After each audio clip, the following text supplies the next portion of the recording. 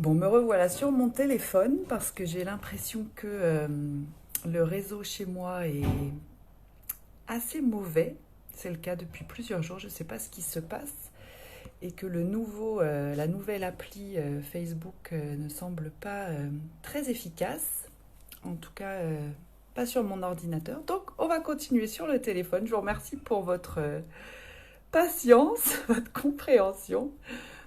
Et j'espère que ça va marcher en partant du téléphone et que je vais arriver à lire vos commentaires avec fluidité. Donc on parlait du fait d'être patient. Coucou Bénédicte, merci d'être là encore. On parlait d'être patient, persévérant, d'avoir de l'humilité et d'accepter de devoir répéter les choses. Et merci vraiment à Franck d'avoir partagé ton projet et ton rêve de Eco Hameau, qui est un projet hyper ambitieux, hyper grand, et c'est magnifique de le rêver, et qui, en effet, demande tout un tas d'étapes et de démarches qui font que la frustration peut s'inviter. La frustration peut s'inviter. Et dans les autres commentaires que je lisais cette remarque aussi, qui était une remarque de Pascal, je crois, qui disait « Quand je rêve grand et que je crois à mon rêve, j'ai parfois du mal à demander de l'aide et à demander du soutien pour manifester mon rêve. » Et ça, je le comprends tout à fait, Pascal, et parfois c'est plutôt une bonne protection. C'est plutôt une bonne protection et une bonne façon de ne pas rencontrer les saboteurs à l'extérieur de nous. Parce que moi, souvent, je compare mes rêves et comment je prends soin de mes rêves à mes bébés. Pour celles et ceux d'entre vous qui ont été parents, enfin qui le sont, mais en tout cas, je vous invite à vous souvenir comment c'était le premier jour quand vous avez accueilli votre bébé.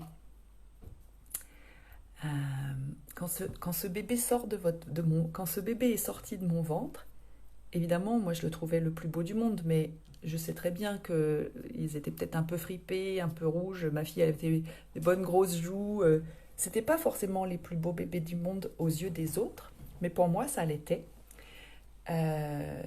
C'était un moment extraordinaire, c'était un moment très tendre, un moment très précieux. Et je me suis rendu compte que de recevoir trop vite des visites à la maternité en entendant les mots que les gens posaient sur ce miracle que je venais de mettre au monde, sur cet être si précieux, pouvait m'être extrêmement douloureux et me gâcher ma joie ou mon plaisir.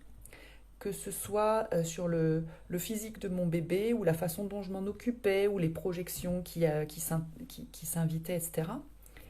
Et que ça ne servait pas ma relation à mon bébé, ça ne servait pas ma relation à moi-même en tant que maman, et que donc c'était pas forcément vertueux de faire ça.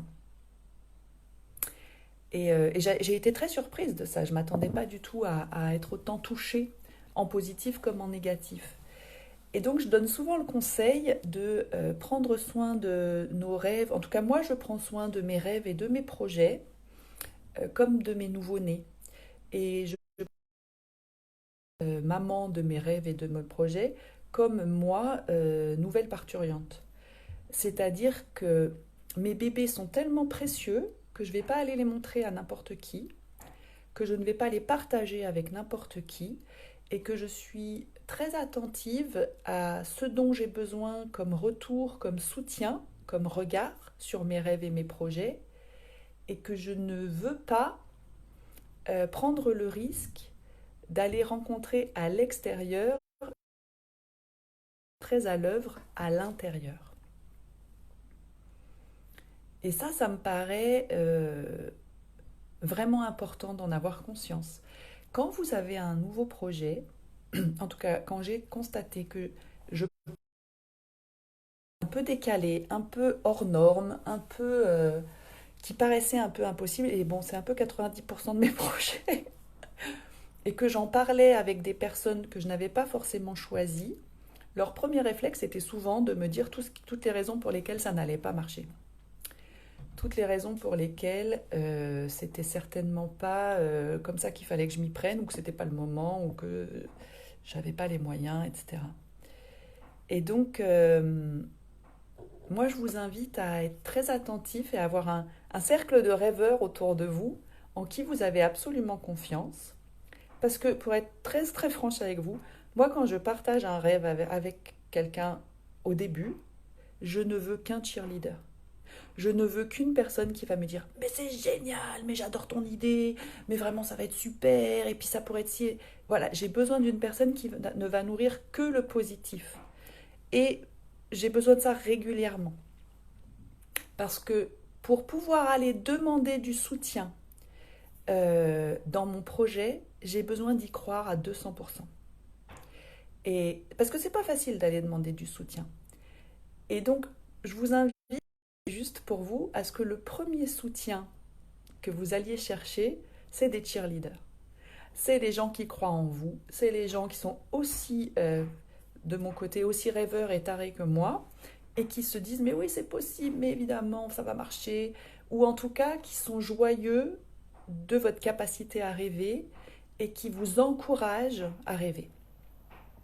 Et une fois que c'est assez ancré en moi et que je crois assez en mon projet, alors je vais aller demander du soutien pour le réaliser. Mais ça vient beaucoup plus tard. Je ne sais pas si ça répond à ta question ou à ton partage, Pascal, mais voilà, pour aller demander du soutien sur mon projet, j'ai besoin déjà de croire profondément en mon projet pour pouvoir, entre guillemets, le vendre.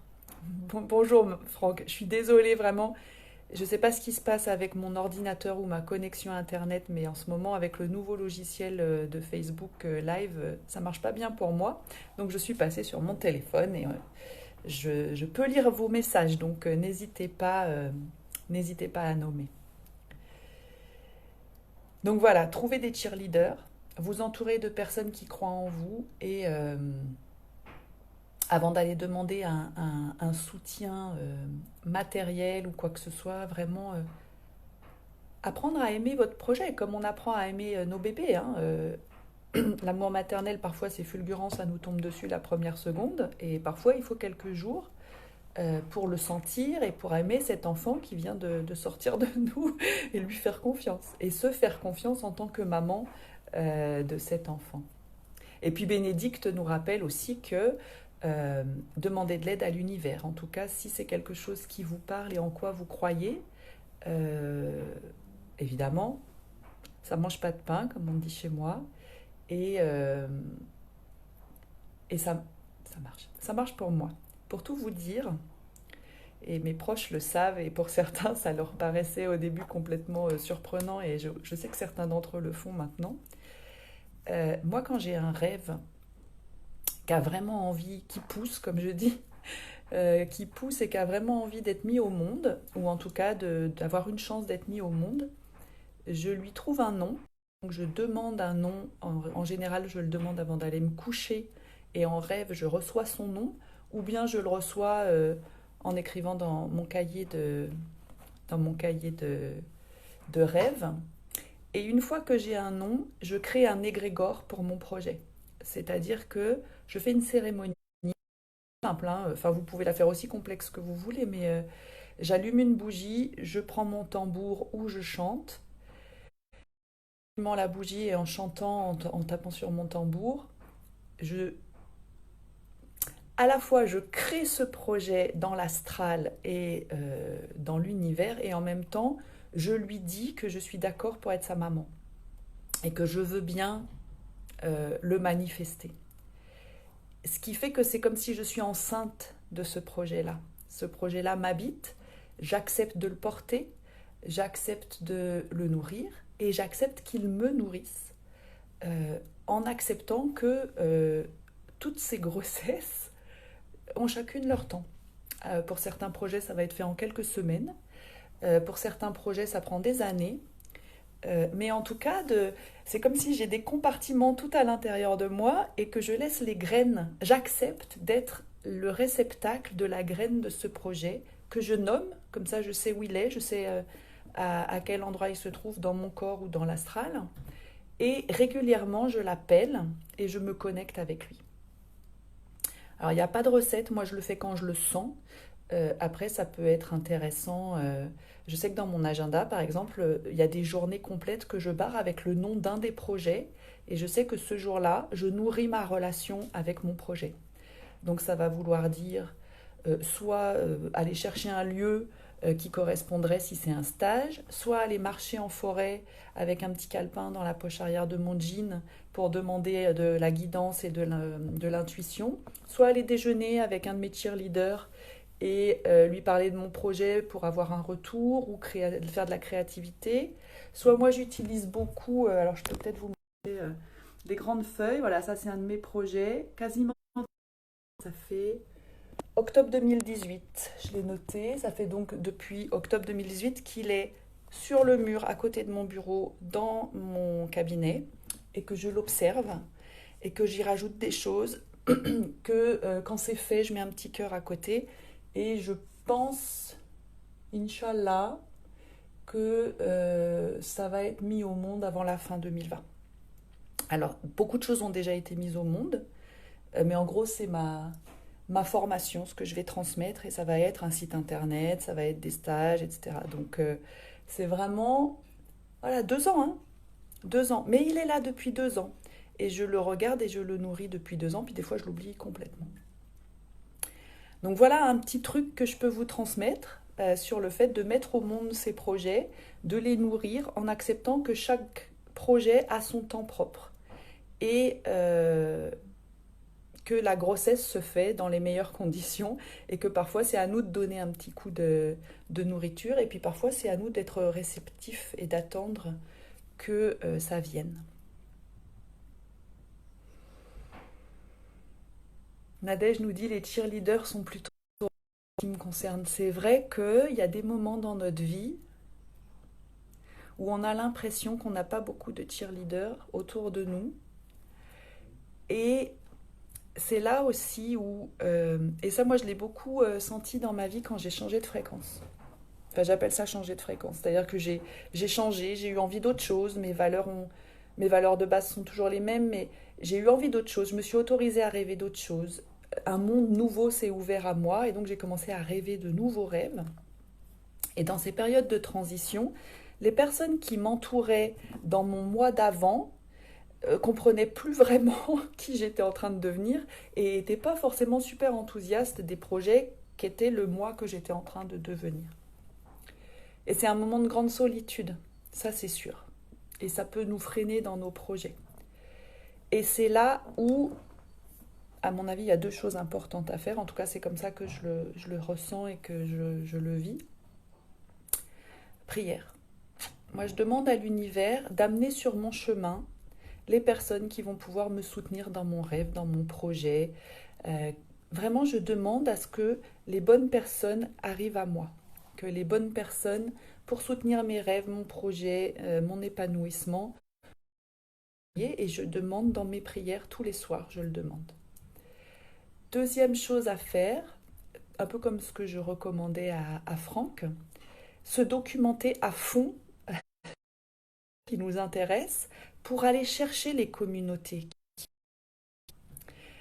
pour aller chercher... je vois que Steph est là, j'ai envie de te nommer Steph,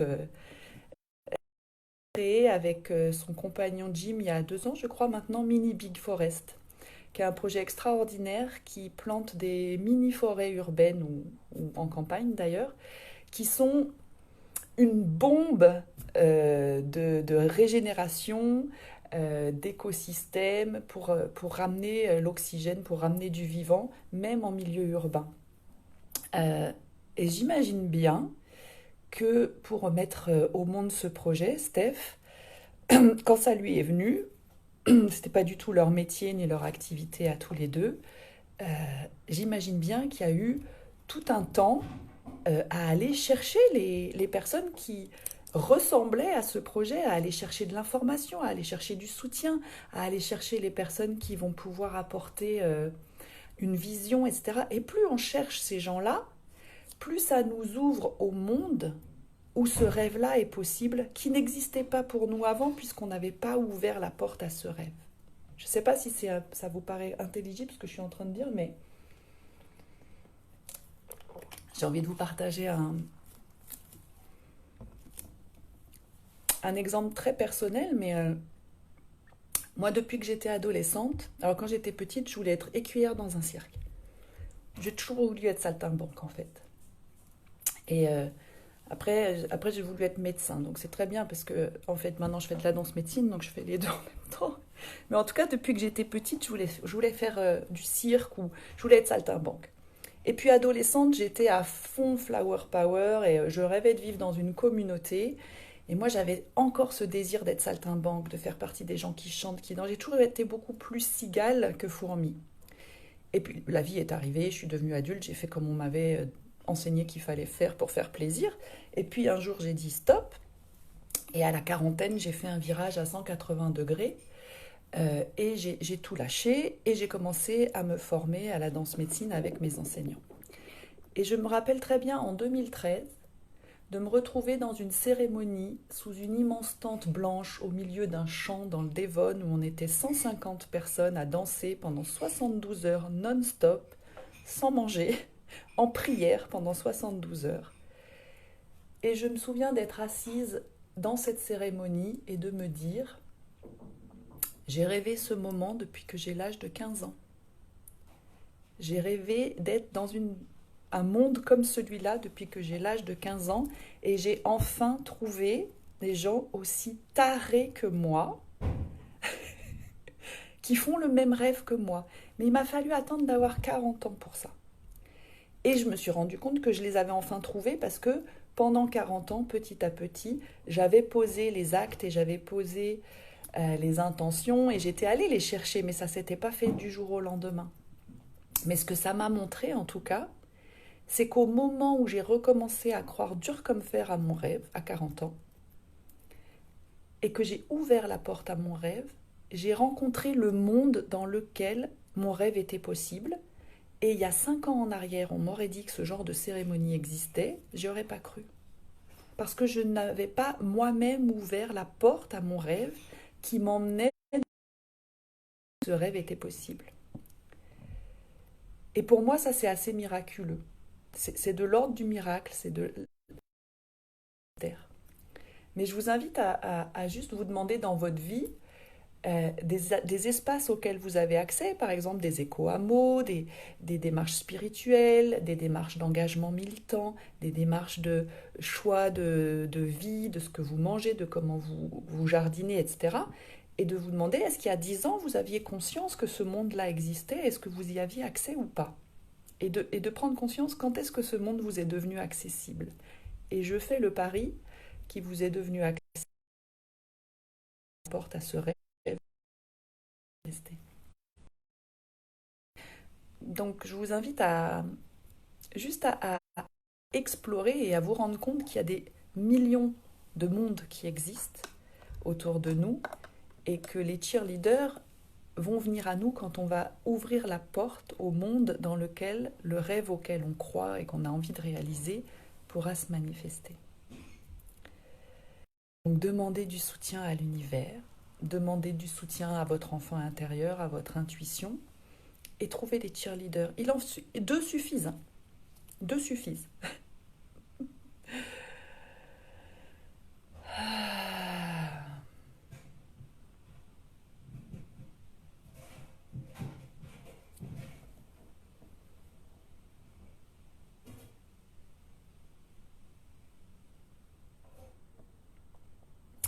Et de s'en remettre à plus grand que soi, de s'en remettre à...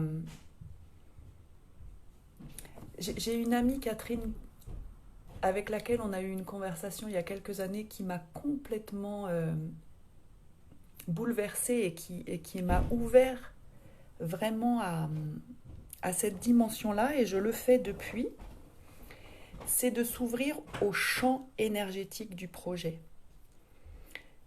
J'essaye d'expliquer ça plus clairement. par exemple, je reprends ton exemple, Franck, parce qu'il est tellement évident et matériel.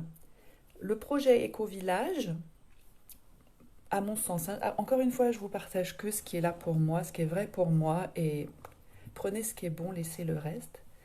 Le projet Éco-Village appartient à un champ énergétique et spirituel dans lequel il y a les éco-villages et dans lequel, j'imagine, il y a aussi tout ce qui est permaculture, vivre ensemble, etc. En tout cas, il y a un champ. De la même manière que je crois que ce que je fais dans le cadre de Luminescence en tant que femme médecine appartient à un champ qui est la guérison du féminin. Donc il y a ce champ énergétique, cet égrégore, comme je vous parlais tout à l'heure de l'égrégore que je crée pour mon projet, et ce champ-là n'est pas qu'à moi. Et ce champ-là n'est pas que pour moi.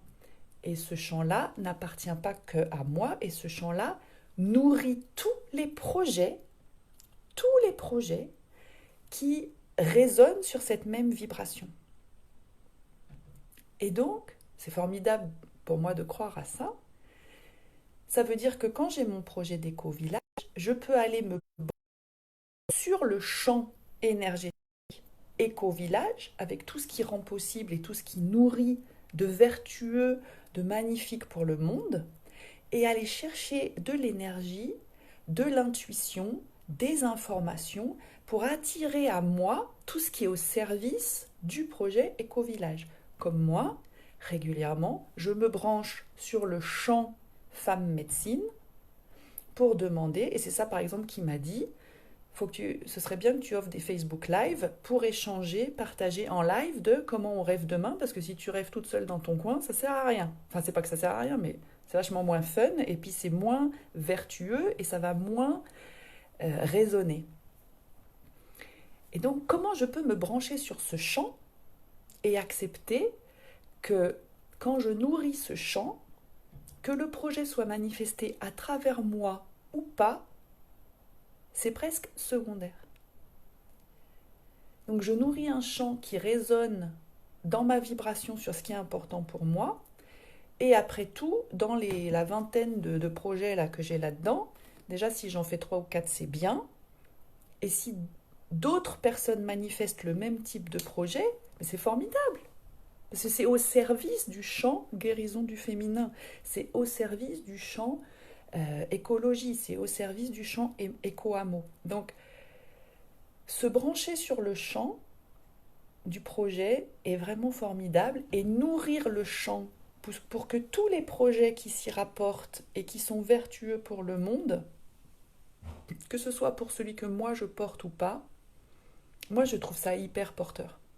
Hyper porteur. Donc vraiment ça fait 3 ou 4 ans seulement que j'ai conscience de ça parce que je faisais les égrégores pour mes propres projets, mais de raccrocher mes propres projets à un champ énergétique, un peu comme de se dire on est tous des individus avec notre identité, notre créativité, notre unicité, et nous sommes tous reliés au champ énergie de vie. Et ce champ nous nourrit tous. Et quand je nourris le champ énergie de vie, je nourris tout ce qui est vivant sur cette terre. Et je peux, quand j'en ai besoin, me nourrir de ce champ-là. Donc ça me paraît aussi quelque chose d'intéressant, si ça vous parle et si vous y croyez, ou si vous n'y croyez pas, de l'expérimenter pour voir si ça était pour vous. Mais il y a un champ qui est vertueux dans lequel on peut donner et recevoir pour nourrir nos projets. Franck nous partage. Quand on bouge, ça bouge autour de soi. J'ai accepté de faire de la place pour laisser rentrer de nouvelles personnes dans mon écosystème avec plus de bienveillance et de positivité, d'autres rêveurs et utopistes. J'ai dû lâcher mes croyances liées à mon éducation. La vie, c'est pas rigolo, faut trimer et renouer avec mon enfant sur la lune. Savoir s'entourer de belles personnes et avancer aussi de son côté en se formant, comme tu dis. Voilà, magnifique Franck.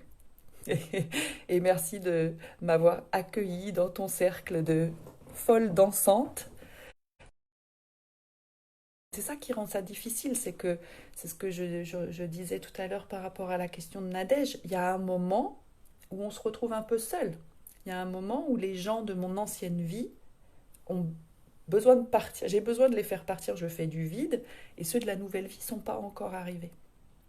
Donc c'est pas forcément confortable. En revanche, je laisse la place à ce que les nouvelles personnes arrivent, et ça demande effectivement de lâcher des loyautés, de lâcher des loyautés, et d'accepter de ne pas être compris. Et ça, c'est pas toujours facile, ni soutenu, par ceux de l'ancien monde.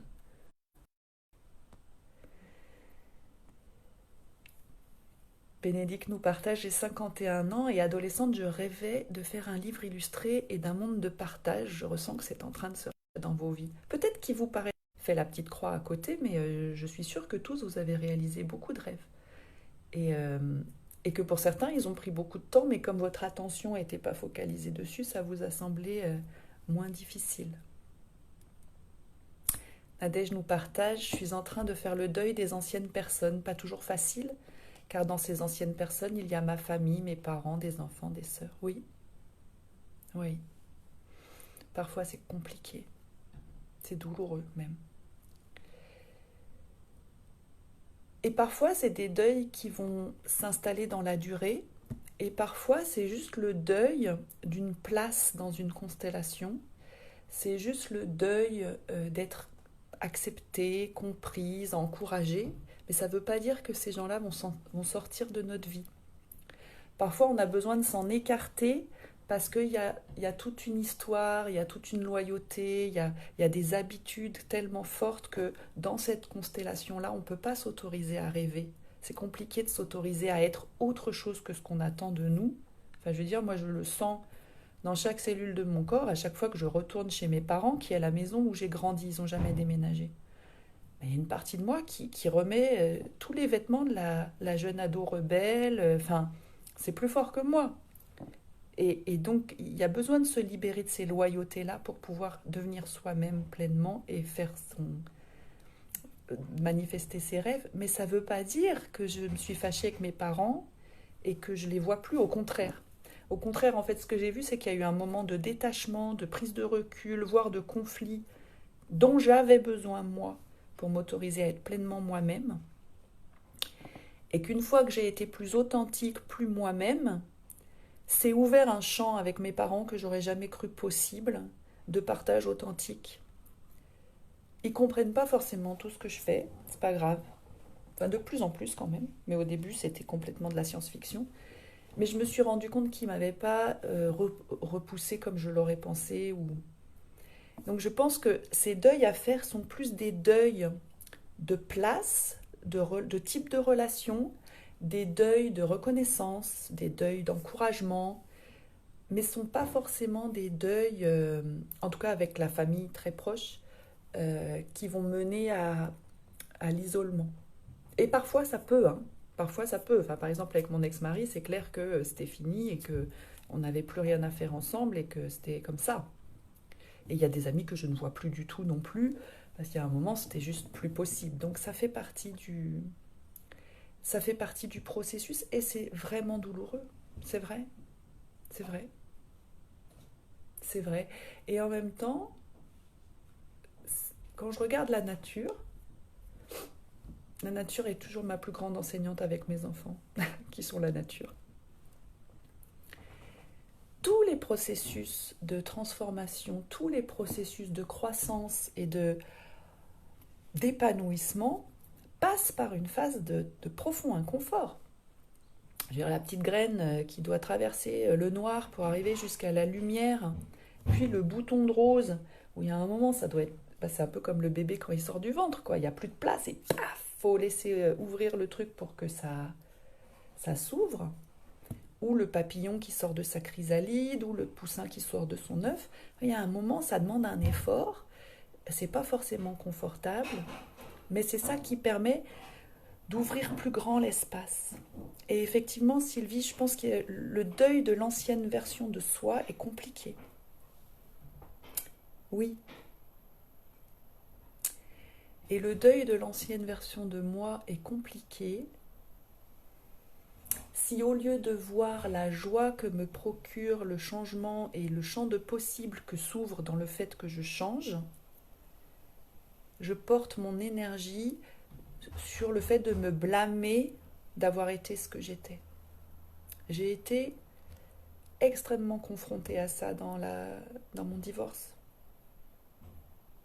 De me blâmer de ne pas avoir vu plus tôt, de ne pas avoir compris plus tôt, de ne pas avoir décidé plus tôt, et de mettre tellement d'énergie à être déçue de ce que j'avais été avant de pouvoir mettre de l'énergie à être joyeuse de l'espace que je créais pour vivre enfin ce que je voulais vivre.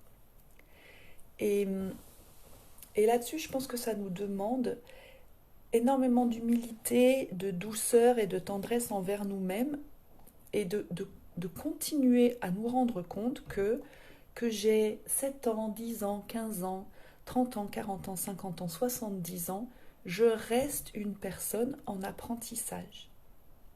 Moi, je crois que ça a été ça le deuil le plus percutant que j'ai fait, en tout cas la prise de conscience. Toute mon enfance, mon adolescence, j'étais persuadée qu'il y avait un moment, on devenait adulte et on avait les réponses. Il y avait un moment, j'allais avoir compris. Il y avait un moment, ça allait être simple. J'allais être adulte. L'adulte, il sait, quoi. Il se pose plus toutes ces questions et il a le mode d'emploi. Et donc, je me critiquais beaucoup et je me blâmais beaucoup d'avoir encore pas compris, d'être encore pas arrivé quelque part, de encore faire des erreurs. Et je crois que ce qui me libère le plus aujourd'hui de la souffrance de faire le deuil de mon ancien moi, ça ne veut pas dire que c'est pas douloureux, mais ça passe beaucoup plus vite, c'est de me regarder avec bienveillance et empathie en disant tu ne pouvais pas savoir ce que tu ne savais pas.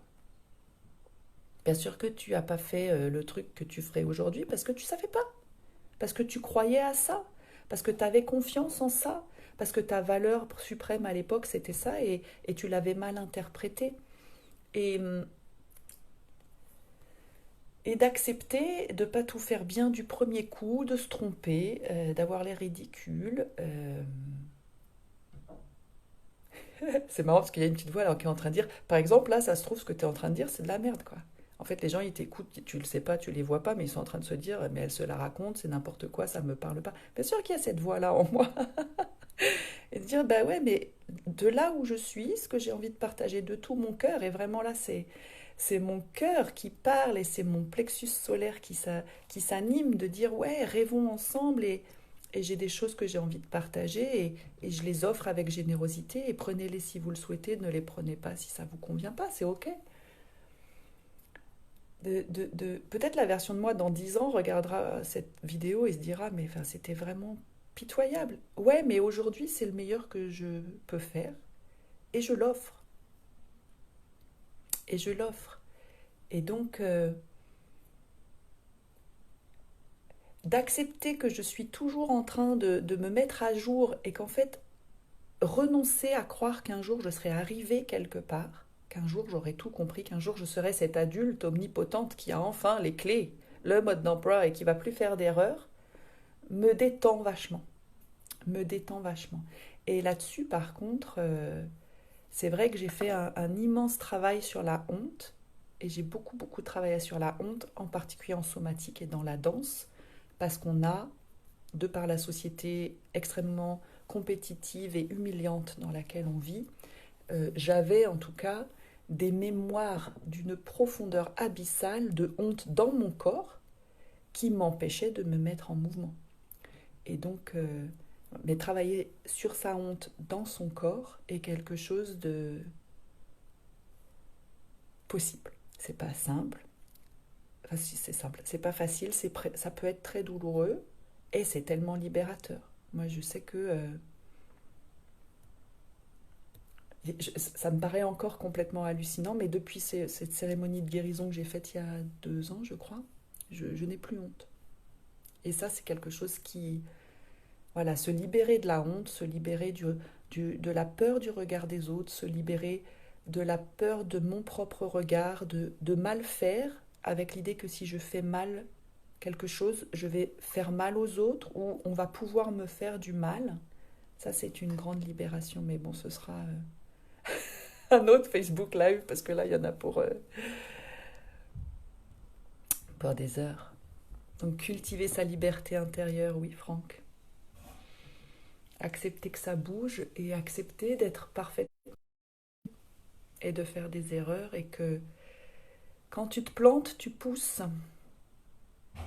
Et quand tu te trompes, tu apprends. Je crois que c'est Nelson Mandela qui disait je ne perds jamais. Soit je gagne, soit j'apprends. Et je pense que c'est ça. On vit dans une société qui nous apprend tellement pas l'éloge de l'échec, euh, la beauté de l'apprentissage. Euh, je finirai là-dessus, mais on regarde beaucoup de reportages animaliers avec ma fille Zoé qui adore les animaux, puis moi j'adore ça aussi. Et hier, on regardait un truc sur les fauves, les félins. Et je ne sais plus quel était le chiffre, parce que j'ai vraiment une mémoire minable avec les chiffres, mais ils expliquaient que, je crois qu'en gros, les lions, je crois qu'ils mangent une attaque sur 10, un truc comme ça. Ils se plantent 9 fois sur 10, mais ils persévèrent. Et je trouvais ça super beau, de dire, bah oui, c'est normal. C'est normal, pour aller tuer un buffle à 4 lions, il y a un moment, je comprends qu'il faut s'y reprendre à 7 ou 8 fois avant de réussir. Et je trouvais ça très beau de se rappeler que je connais personne qui fait tout bien du premier coup. Michael Jordan, à mon avis, il en a loupé des paniers avant de passer pro et d'être le virtuose qu'il est. J'imagine que tous les grands artistes ont gratté sur leur guitare pendant des milliers d'heures avant de pouvoir faire un super truc. Enfin, donc je nous invite à revenir dans cette humilité de oui, je suis parfaitement imparfaite, je ne sais pas faire ce que je ne sais pas faire, je ne connais pas ce que je n'ai pas appris. Et si je veux mener à bien mes projets et rêver mes projets, ben, ça me paraît absolument normal que je vais me planter, que je vais pas faire ce qu'il faut, que je vais pas savoir par où m'y prendre, que je vais peut-être tenter 10 choses différentes avant que ça marche et c'est ok. Enfin, ça fait partie du job. Et ça ne dit rien de qui je suis. Ça ne dit rien de moi. C'est là où je vous invite à être très attentif et on parlera peut-être de ça la semaine prochaine ou en tout cas c'est ce qui sera là. Mais ce qui tue mes rêves, c'est quand je pense que quand ça marche pas, c'est ma faute. Alors, parfois, c'est que j'ai des choses à réajuster, hein, mais de tout prendre personnellement. Que c'est la preuve que je suis pas à la hauteur, que machin, que truc. Si ça marche pas, il y a quelque chose à changer certainement, mais ça ne veut pas dire qu'en tant qu'être, je suis mauvais, nul, pas à la hauteur, trop ambitieux. Maintenant, c'est juste, ça veut dire que le projet a besoin peut-être d'un peu d'énergie, d'un peu de réflexion, d'un peu de conseil, d'un peu d'argent, d'un peu de temps, je ne sais pas. Il y a quelque chose forcément que je peux aller explorer, mais c'est pas ma faute. Voilà, je vais arrêter de me flageller. Ok, le projet, c'est normal. C'est normal qu'un rêve, qui a envie de devenir projet, ça prend du temps, ça prend des coups et essais, ça prend du R&D, ça prend des succès et des épreuves, et ça ne dit rien de moi. Ça parle de la vie d'un projet et de la vie en général. Ah, ah merci Martine de nous partager, toi aussi. Tu comprends pas toujours et c'est normal, 70 ans en apprentissage, ça te parle, oui. C'est ma tante. Et oui, et heureusement qu'on apprend encore, sinon on s'ennuierait, non? Je vois maman aussi, et mon papa, ils apprennent plein de trucs et c'est joyeux. C'est joyeux aussi de pouvoir partager à ce niveau-là. Quand je plante, oui, c'est ça. Et quand je me plante, je pousse. Hmm. Je vais. On va s'arrêter là, il est déjà 14 heures. Je suis vraiment heureuse de ce premier Facebook Live. Merci d'avoir été au rendez-vous. Merci pour vos témoignages. Merci pour vos questions. J'ai vraiment à cœur qu'on continue ça tous les vendredis. Sur ce mode-là, questions, témoignages, partage. euh, et que j'ai envie qu'on se donne le temps de continuer à rêver. Pour moi, c'est vraiment l'incubateur le plus important. Rêver, rêver, rêver. Et évidemment, ensuite, voir comment on peut manifester nos rêves. On pourrait continuer pendant des heures. Ça me met vraiment, vraiment en joie. Parce que la militante en moi a tellement envie de créer ces espaces. Et toute seule, je suis rien. Toute seule, je peux rien. Et donc, je trouve ça formidable qu'on puisse se soutenir et qu'on devienne cheerleaders les uns pour les autres et qu'on puisse se soutenir dans nos rêves. Si vous souhaitez continuer à célébrer ce 1er mai, qui est la fête du retour de la lumière, de l'amour, de l'énergie vitale dans les traditions celtiques, ce soir, on danse un atelier Move en ligne, puisque pour l'instant, on ne peut encore pas les faire en chair et en os. Et ce soir, on va danser avec notre énergie vitale et notre énergie sexuelle, qui est l'énergie qui nourrit les rêves. Et on pourra parler de ça aussi lors d'un prochain Facebook Live. C'est l'énergie qui crée les mondes. Et en tout cas, moi, c'est avec cette énergie-là que je vais nourrir mes égrégores. Mais ce sera pour une autre fois. Donc, je vous donne rendez-vous ce soir pour danser si vous le souhaitez. Le jeudi en fin de matinée, je fais toujours une petite vidéo depuis le début du confinement pour vous partager ce que j'ai ressenti de la semaine, ce que j'ai capté de ce qui se passait et vous partager ma vision des choses. Et puis le vendredi à 13h pour rêver ensemble le monde de demain.